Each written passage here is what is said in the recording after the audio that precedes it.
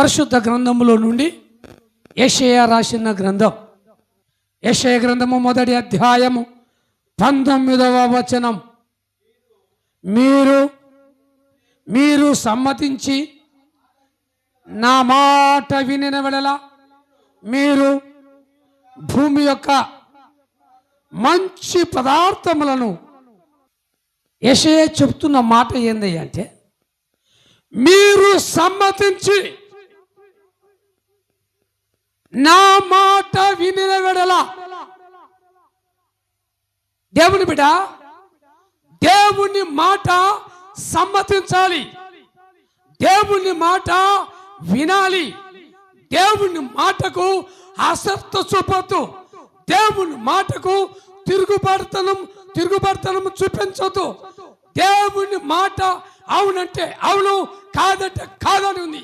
కాబట్టి దేవుని మాట అగ్ని లాంటి మాట, దేవుని మాట సుత్తే బండను కొట్టలాంటి మాట.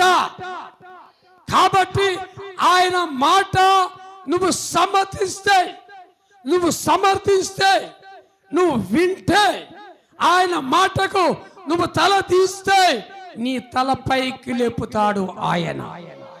హల్లెలూయా! ఆయన మాట వినాలి, ఆయన మాట సమ్మతించాలి. ఆయన మాట నువ్వు సమ్మతించి, ఆయన మాట ప్రకారము నువ్వు నిలిచి, ఆయన మాట ప్రకారము నువ్వు నడిచి, ఆయన మాట ప్రకారము ఆయన అభిషేకము నువ్వు పొందుకున్నట్లయితే దేవుడు ఇప్పుడు రాబోయే కరువు కానీ, మళ్ళీ రాబోయే కరువు కానీ, కఠినమైన కరువు కానీ, పరిస్థితులు తారుమారు కలిగి వచ్చిన కరువైన గాని అందులో నీకు మంచి పదార్థములతో దేవుడు నిన్ను పోషిస్తాడు. గట్టిగా చప్పట్లు కొట్టు.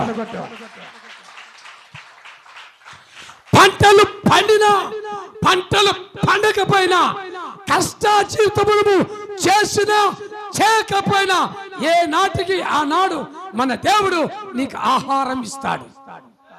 హల్లెలూయా! ఆకాశ పక్షులు విత్తము కోయవు, వాటిని పోషించే దేవుడు. పిచ్చుకల కంటే మనుషులు శ్రేష్టమైన వారు. ఈ మనుషులని పోషించే సమర్థుడు, రక్షించే సమర్థుడు నా యేసు నజరేయుడైన యేసయ్యా. హల్లెలూయా! ఆయన మాటను సమ్మతించు. చాలా మంది వాక్యం వింటారు, తల్లి వాక్యం వింటారు, ఎంతసేపు అయినా వాక్యం వింటారు. విన్నది గొప్పతనం కాదమ్మా తమ్ముడు, విన్నది గొప్పతనం కాదు. పక్షులు ఉంటున్నాయి, జంతువులు ఉంటున్నాయి, భూమి వింటుంది, చెట్లు వింటుంది, ఆకాశం వింటుంది, సమస్తం వింటున్నాయి.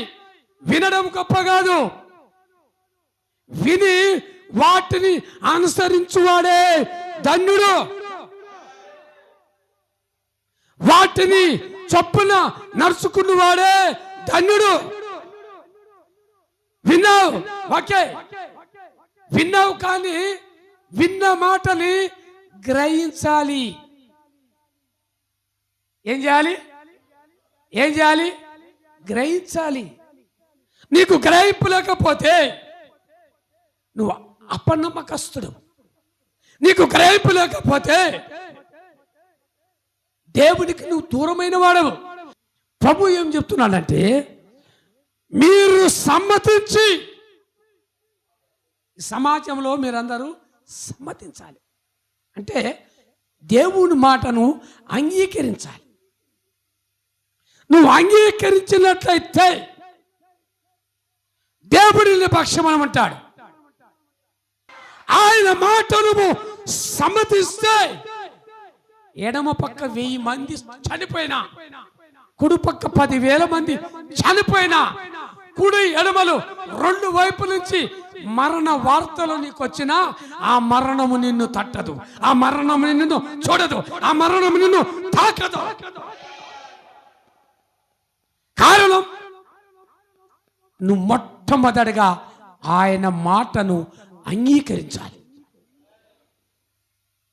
ఆయన మాటను నువ్వు అంగీకరిస్తే నువ్వు పేదవాడు కావచ్చు, ధనికుడు కావచ్చు, యాక్టర్ కావచ్చు, డాక్టర్ కావచ్చు, ప్రతి విధమైన ఎవరైనా సరే ఆయన మాటకు నువ్వు స్వీకరించి తల వంచితే నీ తల మీద జీవ కిరీటం, నీ తల మీద మహిమ కిరీటం, నీ తల మీద వాడబారని కిరీటం.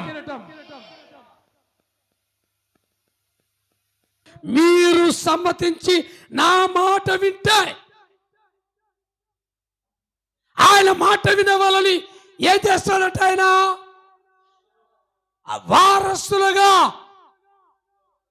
దేనికి వారసులు? ఆశీర్వాదములకు. ఆశీర్వాదం అంటే ఎవరిది ఆశీర్వాదం?